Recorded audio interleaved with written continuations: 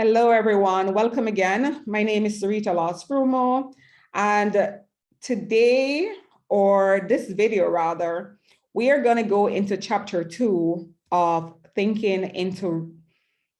not thinking into results, sorry. We are going to go into Think and Grow Rich. Thinking into Results is one of our programs at Proctor Gallagher Institute, but that's not what I'm talking about. I'm talking about this book that we started yesterday, Think and Grow Rich, and it has sold over 15 million copies. So maybe you would have caught my method of how I'm going through the book yesterday. If not, this is what I'm doing. I'm giving you 3 main overviews of the book. I am giving you 3 principles from the book. So 3 insights into the main principle, I should say. And I'm talking about 3 stories. And then I will summarize everything at the end. Like I mentioned yesterday, these videos will be 15 minutes long. We'll try to keep it within that mark so that you get the essence of what I'm talking about.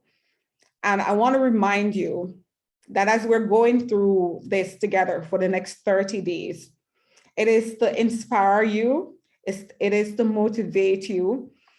If you've read this book before, but you've put it down and you haven't taken any action on it, it's for you to start taking action today, because this book has created more millionaires than any other book. That's what I've been told. It's created more millionaires than any other book. And it was written by Napoleon Hill, and he interviewed over 500 men. My mentor, Bob Proctor, used this book for over 60 years. He grew the biggest personal development company in the world. He's the leader in using thoughts, how to apply thoughts in personal development and growth. So there are other books that you can use, but we're going to focus on this and we're going to take action on this. If a belief or a thought comes up to tell you to do anything else, okay, let's not be distracted. Okay, put the beliefs, the limiting beliefs aside. This is a brilliant book, and we're gonna use this book to make some changes for our lives. I hope you're with me, and I hope you're ready for chapter 2, the first step to riches. Also, yesterday, the assignment or the exercise was to think about the thing that you really want. If the thing that you really want, you're not sure about, and there might be several things, choose the top 2. And let's focus on those for now. Don't get it complicated. Don't get overwhelmed. The important thing is to take even a baby step, because you are doing something that most people will never do. They won't spend their time working on themselves. So I really applaud you for listening. And I know some persons will start out and then they won't be able to continue along the way. If that happens to you, do come back. There is no judgment. Okay? Let's just do this. Let's just have fun. Okay, and you never know what might happen. Okay, let's get into the overview. I will keep a track of my time so that we are on point. So the overview, this story is really about Barnes, and we spoke about the first half of it is about Barnes. This chapter, I'm going to be doing it in 2. And the first part of it starts out with the story of Barnes. We spoke about him in chapter 1. So Barnes had no connections. He didn't know Edison. He had no money, but he was determined that he wanted to be the business partner of Edison. And he went to Edison and he got a very menial job. So like nothing was happening, right? The thing that he wanted wasn't working out. And that might have seemed like defeat to most people, but Barnes knew in his mind the thing that he wanted, and his thoughts were so focused on working with Edison that he didn't see it as a defeat. He saw it as something temporary. And for 5 years, he was working with Edison, and there was no indication that he was gonna work directly with Edison, but he stuck to it. And I think that is so impressive. That's something to be admired. A lot of times persons give up after the first day, and especially in today's culture where we're used to having things really fast. Be careful of that. So overview, point 1, this is the first step towards riches. And riches can be in the form of, something, physical money, health, and happiness. Let's not get it complicated, okay? The book will mention a lot about riches. And money is energy. That is something, that's a different topic. I don't want you to be focused on that. Just focus on the thing that you want. Different people want different things. Okay, the second thing is that the overview is that you might start out with this idea as a mere wish, but wishes will not bring your achievement. It has to move from a wish to a burning desire.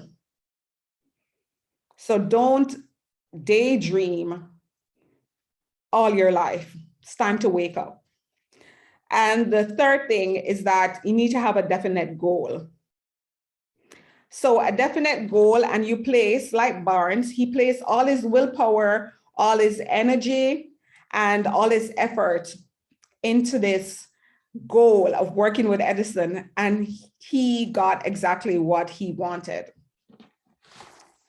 Okay, the principles around desire. Desire is something that it's in your heart. It's just this thing that you're feeling that you want to achieve, right? So you have to hold it in your mind. The first point is to hold it in your mind, but hold it in your mind with unwavering faith. So faith is important. It's unseen. It's actually the 3rd chapter in this book, but hold on to your faith. You can choose faith or you can choose fear, and fear will pop up. Just know that on the other side of the fear, there is faith. So you can choose which one you want, and you need faith to move towards the thing that you are desiring. Okay, and the second point is to burn all bridges. Now, when you burn all bridges, you're saying that this is what I'm going for. I am determined to get what I want. Okay, and so you let it become a burning desire. Most people give up on the acquisition of a goal because, as Bob would say, they set the wrong goal, or when they set the wrong goal, they're not dreaming big enough. But that's also scary, to dream big enough.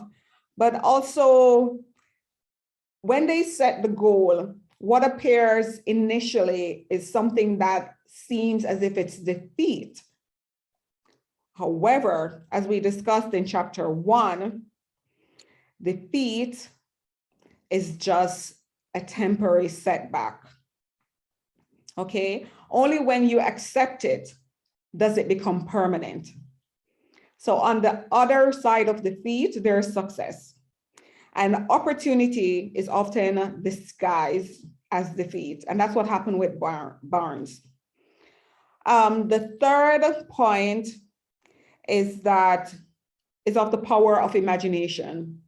So we spoke about, what your wish being a dream, and to hold it really strongly to you, you have to imagine the thing that you want. So your imagination is really key.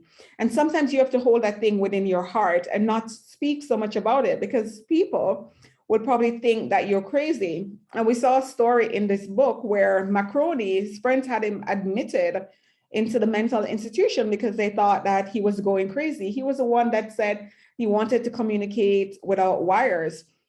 And we're able to do that today. I'm able to talk to you over the internet. I don't have it's not like back in the day where the internet was possible, or they didn't see it as possible, but he believed that there was something there and he was able to achieve it. And dreamers are the ones that have made a lot more convenient in our world. So if you're a dreamer, you are in good company, because all of the successful people in this book were dreamers. Okay. And so you have the dream, then you put it into action, because you make things happen. You make them become reality. And this is what we're discussing. Okay, the 3 stories that I chose from this book. Now, bear in mind that there were approximately 23 stories in the book. We don't want to go through all 23 stories. I just want to let you know that it is possible because other people have done it, and we want to focus on the essence. Don't get caught up. 3 that I chose was 1, Marshall Fields, where his store burnt down and all of the other men that had a store next to him all burnt down in Chicago. And the other men decided to give up. They were like, yeah, this is too much work. Store's burnt down. I'm just gonna start a store somewhere else. And he said, this is what he said. He said, I'm gonna build back my store. And if it burns down 1,000 times, I am gonna build it back again. This to me is just insane that someone thinks that way, but it must have been such a burning desire for him. He was so convinced.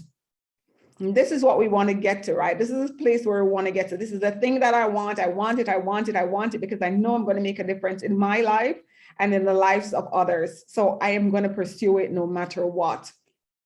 And so in those quiet moments, when it seems impossible, you have to hold on. This is where the dream and the power of imagination comes in, right?